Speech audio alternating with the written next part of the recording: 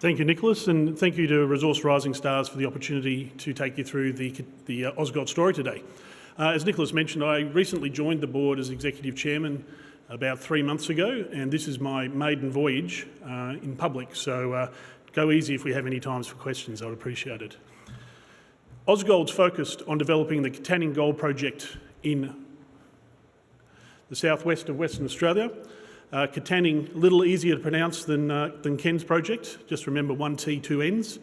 The project is about 30 kilometres from the town of Katanning, about 4,000 people. You can see here a quick corporate overview. As Nicholas mentioned, we just are fresh off raising $38 million, mainly to institutional investors in North America and Europe, and that was really to try and build the institutional register up of the company so that we could take the company through production. So when we come time to raise equity for the build, which we're looking at towards the end of next year, we wanted to have a register that could sort of come along with a good chunk of the lift in that raising. So that's the end.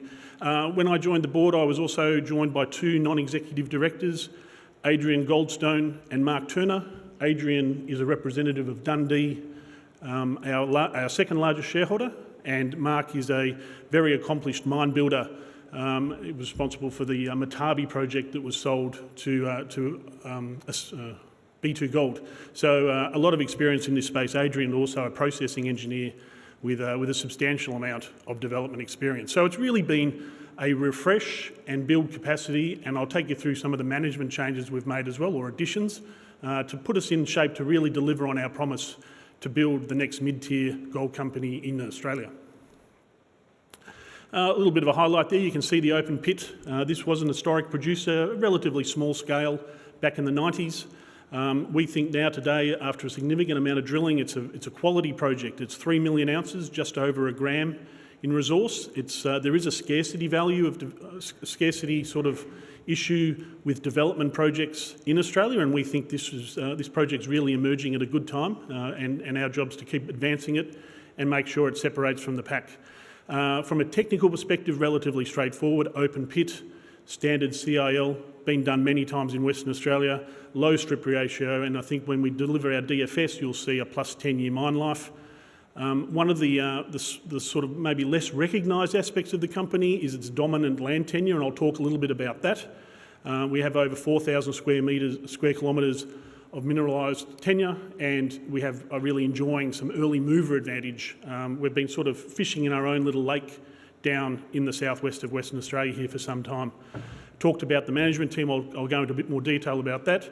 And then one of the aspects of being 3 hours drive from Perth along sealed roads is that there's very good access to infrastructure and workforce. So I think when we look to deliver our DFS, you'll see the advantages of really being in a part of the world with excellent infrastructure. I mentioned we just closed a $38 million financing. Part of the use of proceeds was to acquire just over 1,000 hectares of freehold farmland, so we own that now. That's where where we're going to site our processing infrastructure. So that's really put us in charge of our own destiny to a large extent, so a very important step for the company. And as of today, we're just announcing a significant drilling program of 19,000 metres, which I'll take you through. So there's going to be a lot of news flow coming from Ausgold over the next 6 months, especially from exploration, but also on the development front. And you can hopefully just see us down there in the bottom left-hand corner of Western Australia, actually very close to Boddington and Greenbushes. So Ausgold is probably a name that's familiar to a lot of you. It is a company that has been around for a long time, and I often get questions about, well, why now is it different? What's happening at Ausgold? It's been sort of slow to move. There's been a few different plans and a few different iterations. Well, I'm here to say that it is very much the new Ausgold today. We have come in and we've applied a significant amount of capital. We've increased the board effectively with only from 3 directors, with one remaining director and 3 new directors, and we've started building out the management team. So, and what we're focusing on is really what is as simple as a to-do list. For us, we believe Ausgold is a little bit of a show-me story, and we're prepared to lay out what we're going to do and then be judged and marked against that accordingly. First and foremost is to demonstrate the project's bona fides as a project, as a mine, and that's what the definitive feasibility study is set to do. That's due to be delivered before the middle of next year, so we're looking at May, June next year for a definitive feasibility study. I think you'll see a long mine life, a very strong production profile, especially in the early years, which will help us with our payback and our financing. And then I think with plenty of room and upside to grow. One of the changes we have made since the new board has come on is to reorientate the project to being to a 3.6 million tonne per annum throughput, with then a later expansion to 5 to 5.5 million tonnes per annum from cash flow. So we want to manage the dilution, we want to manage the size of the project, make it a bit easier for a single asset company, a developer, to deliver. So that's what that's been around. So that's about reducing risk. As I mentioned, the grade profile in the early years is very attractive, so we don't necessarily pay a premium in terms of output and cash flow in those early years because we will be mining higher grade. And then as the grades moderate, we'll expand the plant, lower the unit costs, maintain gold production, etc. So we think that's sort of the best of both worlds, given where we are. Permitting, again, a topical question. This is a project in Western Australia. It is, and I think remains, one of the premier jurisdictions to build a gold mine in the world.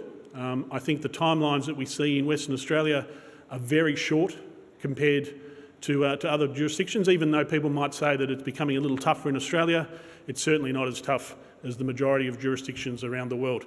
We are in the process of really ramping up our engagement with the local community. We are planning to open a community hub shopfront in Katanning before the end of this year to really provide a place for the community to come and find and learn about the project, learn about the opportunities, what businesses will be able to work with us, etc.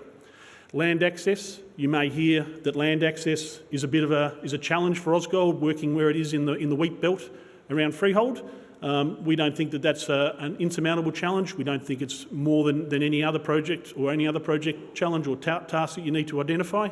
As I mentioned, we bought over 1,000 hectares, which really solidifies our position and gives us full flexibility for the layout of the project. Resource growth. This is really, I think, where the sort of the rubber hits the road in terms of excitement. This is why I joined the company. I liked the project for its 3 million ounces. I really liked it, to be honest, and I thought it was a great base case. There's a very good valuation story and very good value uplift story in de-risking and building the project. But I think the real shot in the arm comes from demonstrating that this is really the start of a new gold province, and I'll talk a little bit about that. And then delivery, and I've talked about capacity building, refreshed board, new management team, and really driving forward, sticking to our timetables, making commitments and meeting them. The project, I'll just touch on this. This is from a study of last year. It's going to be a little out of date, and it was based on a 5 million tonne per annum throughput from the get-go. Things are going to change. The project won't look terribly dissimilar to what you see here, but it'll be a slightly smaller throughput at the start, ramping up. We have a very good, very strong team of consultants working with us, very, very experienced in delivering CIL gold projects in Western Australia. We added Royce McCauslane as our project director a few weeks ago to really drive the delivery of the DFS. That's his sole focus, is delivering the DFS by the middle of next year. Permitting, we hired Troy Colley about 2 months ago. He was the General Manager of Permitting and Approvals for Mount Gibson Iron. So Troy has opened, operated and closed, from a permitting and approvals perspective, a number of iron ore mines in the Midwest, which has some ecological sensitivities. There are some challenges in the Midwest, and Troy was able to work his way successfully through those. He's really hit the ground running extremely quickly, and he's really driving that process. So I'm very happy that we have a person of Troy's calibre driving that with an Ausgold shirt on every day. Timing, sort of looking towards the end of this year, early next year, to lodge our permit.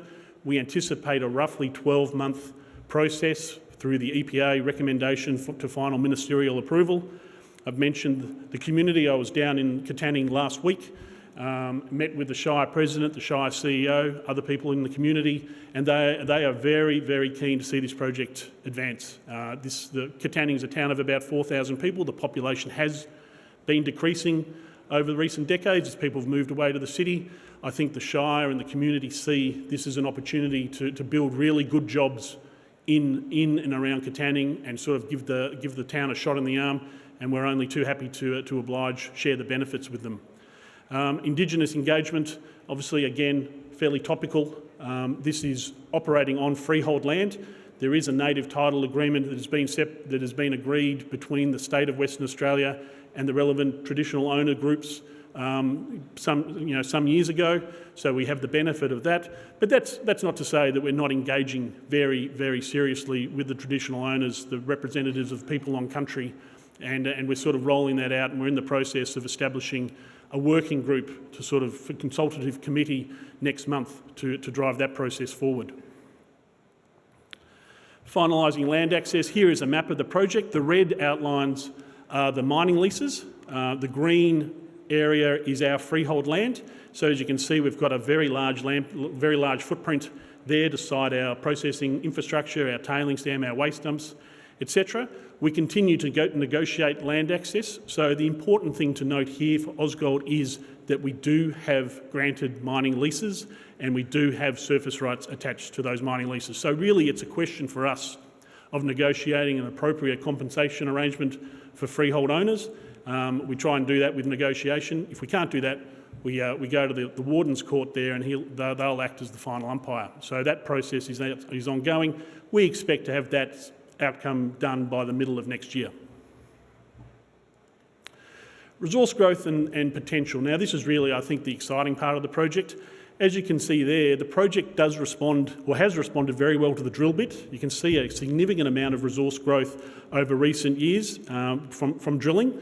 We have over 10 kilometres of strike. You can see the top portion of the graph there of the resource. The block model shows the basic or the main deposits, and then down to the south we have Dingo, which is open for expansion, and then Lucan, which is one of the targets for our upcoming drilling program this season.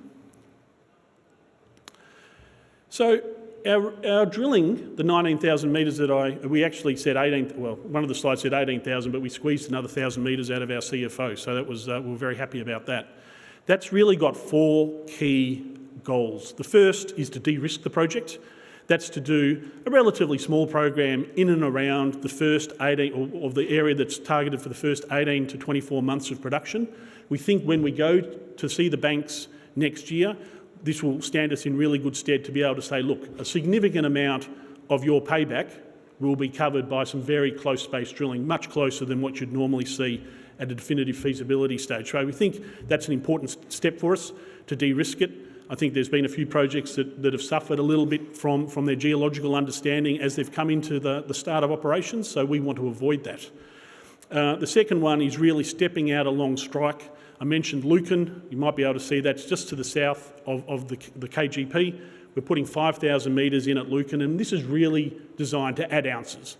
We think that this is a significant gold province. We want to start building upon the 3 million ounces, 3 to 4 to 5 and beyond, and then we think that this project will be very difficult to ignore.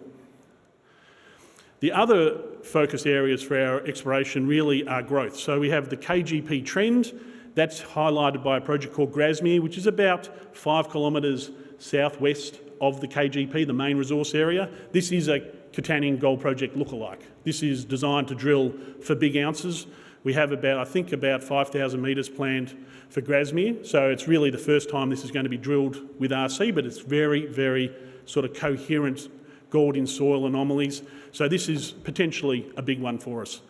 The Stanley trend and Woodanilling are more regional targets. What we're trying to do here is find or put our foot on high-grade satellite feeders. And if we can do that, the economics of the main Catanian gold project will really step up. So what we want to do is enjoy the first 4 or 5 years of high grade that's naturally coming as part of the mine schedule, and then have another source or sources of high grade ore to feed into that, and that'll have a dramatic effect on the economics. Early stages in this program, but certainly please stay tuned and see how we go. This is what is really sort of exciting the team at Ausgold at the moment.